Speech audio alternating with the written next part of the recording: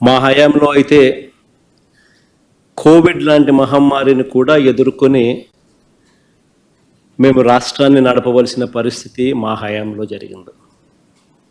ఇంతకుముందు ఎప్పుడూ చూడాల కోవిడ్ లాంటిది ఒకటి ఉంటుందని, కోవిడ్ లాంటిది ఒకటి రాగలుగుతుందని, దానివల్ల రాష్ట్రం అతలాకుతలం కాగలుగుతుంది అన్న పరిస్థితులు ఎప్పుడూ కూడా ఎవరు కూడా గతంలో చూడాల.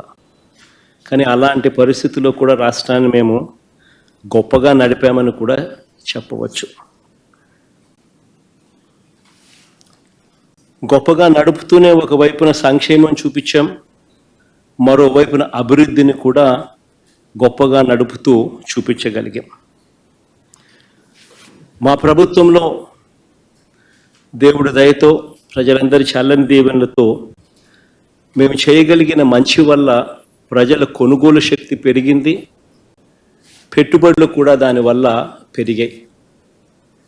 ఈ రెండింటినీ ప్రామాణికంగా తీసుకుని ప్రతి అడుగు కూడా మేము అప్పట్లో వేయడం జరిగింది.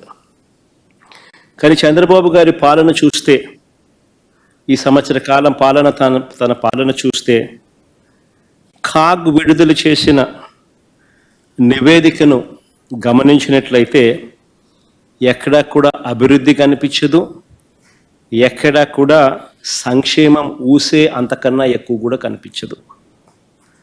బాబు గారి పాలనంతా కూడా ఈ సంవత్సర కాలంలో మోసాలతో నడిపిన, ప్రజలకిచ్చిన హామీలన్నీ కూడా ఎగరకొడుతూ మోసాలతో గడిపిన పాలనే కనిపిస్తుంది. రాష్ట్రానికి సంబంధించిన ఒకసారి స్టేట్స్ ఓన్ రిసోర్సెస్ SOR ఒకసారి గమనించినట్లయితే టేబుల్ మీ అందరి ముందర కూడా టేబుల్ కూడా చూపిస్తూ ఉన్నాం. ఈ 12 నెలల కాలంలో స్టేట్స్ ఓన్ రెవెన్యూస్ కనుక గమనించినట్టయితే అంటే tax revenues, non tax revenues, ఈ రెండింటినీ కలిపితే స్టేట్స్ ఓన్ రెవెన్యూస్ అంటారు. ఈ రెండింటినీ కూడా, ఈ స్టేట్స్ ఓన్ రెవెన్యూస్ని ఒకసారి గమనించినట్టయితే రాష్ట్ర ప్రభుత్వానికి సంబంధించి పనితీరు ఎలా ఉంది అని అంటే కేవలం 3%, 3.08% మాత్రమే గ్రోత్ రేట్ కనిపిస్తూ ఉంది. ఇది ఎందుకు అంత ఇంపార్టెంట్ ఆస్పెక్టు అని అంటే, ప్రజల కొనుగోలు శక్తి, దీంతో పాటు పెట్టుబడులు తగ్గాయనడానికి ఈ డేటా ఒక ఇంపార్టెంట్ నంబర్ కింద ఈ డేటా కనిపిస్తుంది. అదే ఒకసారి దేశం వైపు ఒకసారి చూస్తే ఇంకా ఆశ్చర్యం కల్పిస్తుంది. దేశం తీసుకుంటే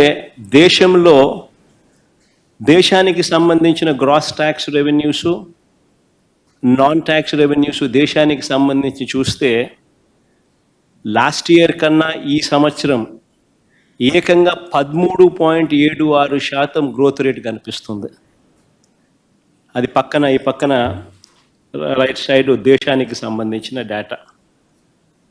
అందులో 32,50,181 non tax revenues and non tax revenues of central government ఉంటే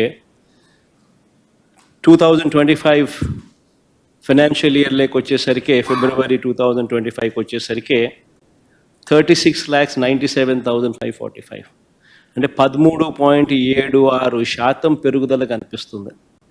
మన రాష్ట్రంలో చూస్తే కేవలం 3.08% మాత్రమే స్టేట్స్ ఓన్ రెవెన్యూస్ పెరుగుదల కనిపిస్తూ ఉంది.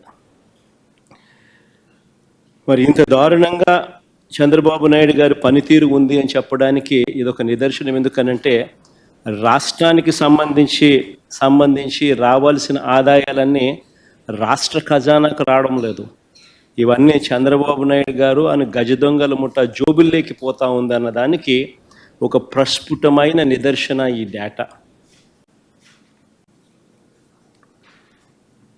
ఇదే మాదిరిగా ఇంకొక డేటా కూడా ఒకసారి గమనిస్తే, చంద్రబాబు నాయుడు గారి హయాంలో అప్పులు ఎంత తీసుకొచ్చాడు, దీనికన్నా ముందు ఫిగర్, ముందు స్లైడ్. చంద్రబాబు నాయుడు గారి హయాంలో